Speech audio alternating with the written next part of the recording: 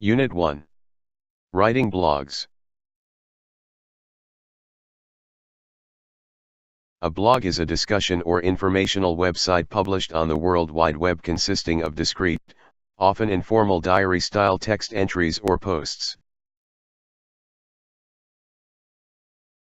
Posts are typically displayed in reverse chronological order, so that the most recent post appears first, at the top of the web page.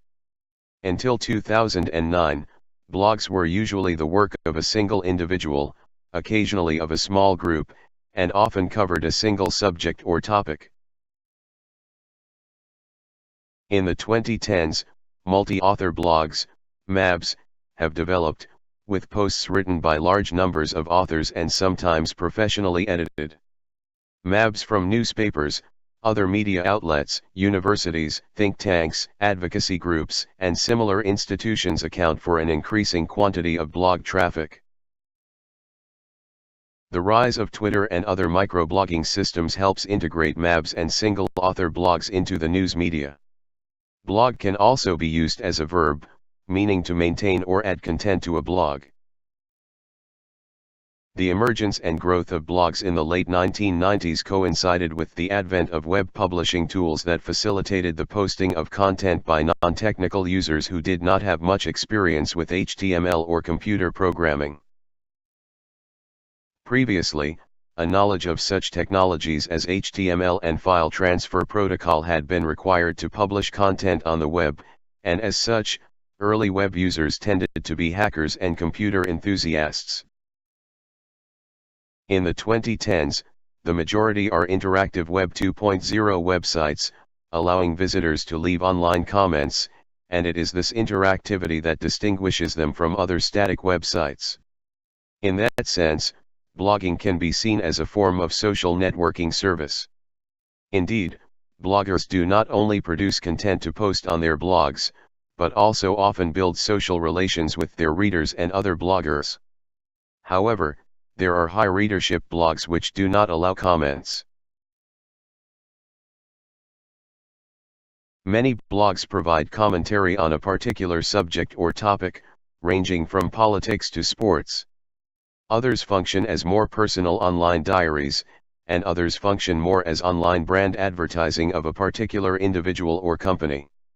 A typical blog combines text, digital images, and links to other blogs, web pages, and other media related to its topic.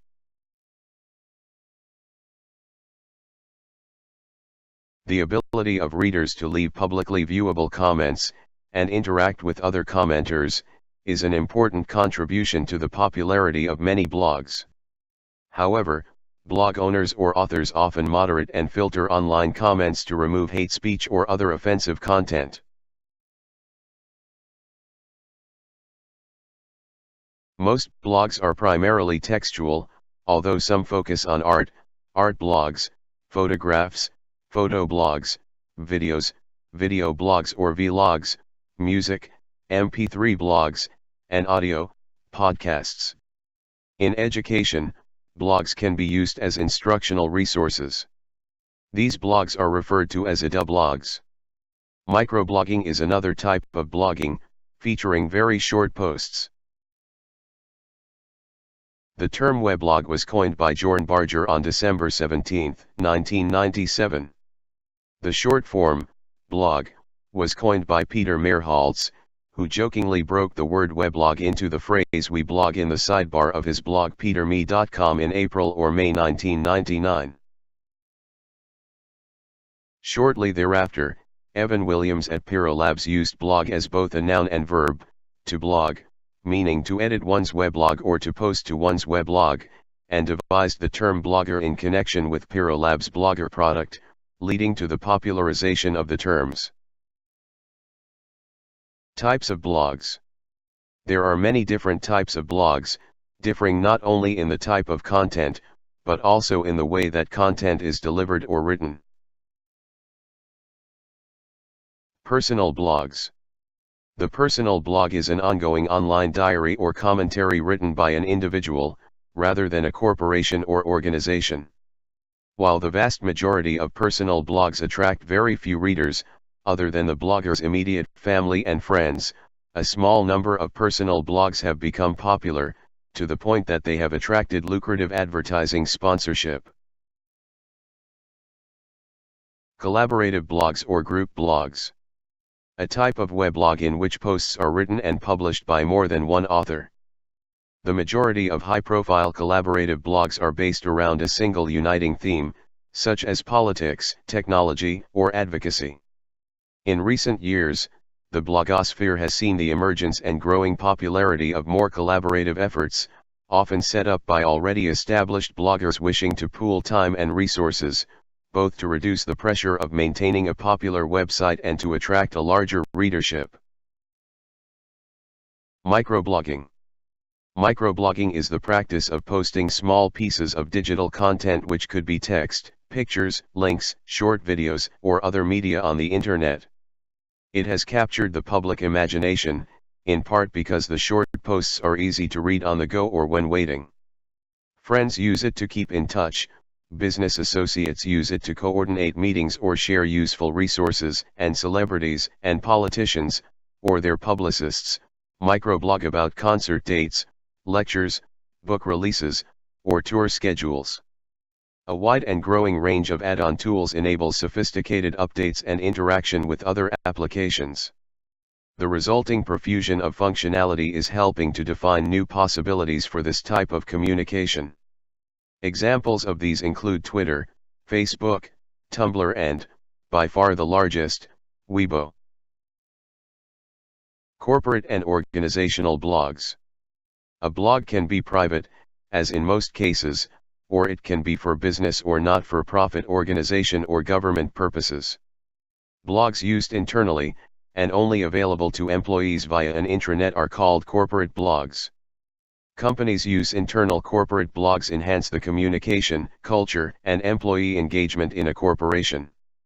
Companies and other organizations also use external, publicly accessible blogs for marketing, branding, or public relations purposes.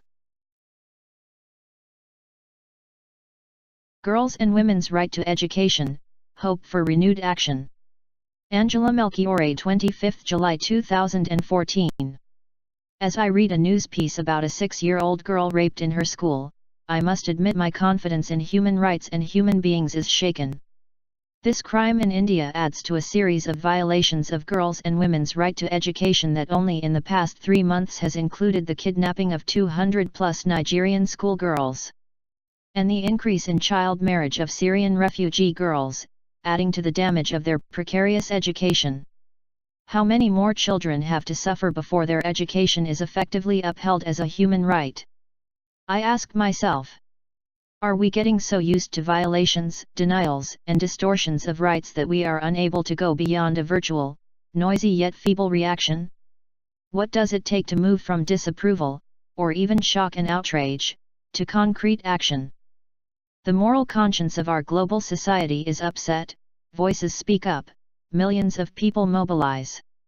But it then all ends up in a black hole after a few days or weeks. Very little, if any, sustained follow-up, monitoring, or accountability occurs. It is actually quite telling that one of the very few authorities who have publicly kept following the case of the Nigerian girls is Malala Yousafzai, herself one of the most emblematic victims of attacks on education. It seems to me that responsibility slowly fades away and fatalism sneaks in. Seeing weak responses or even inaction from those who have the power and duty to redress the situation, I wonder if the human rights system as we know it today is not to deal with such blatant violations of the right to education.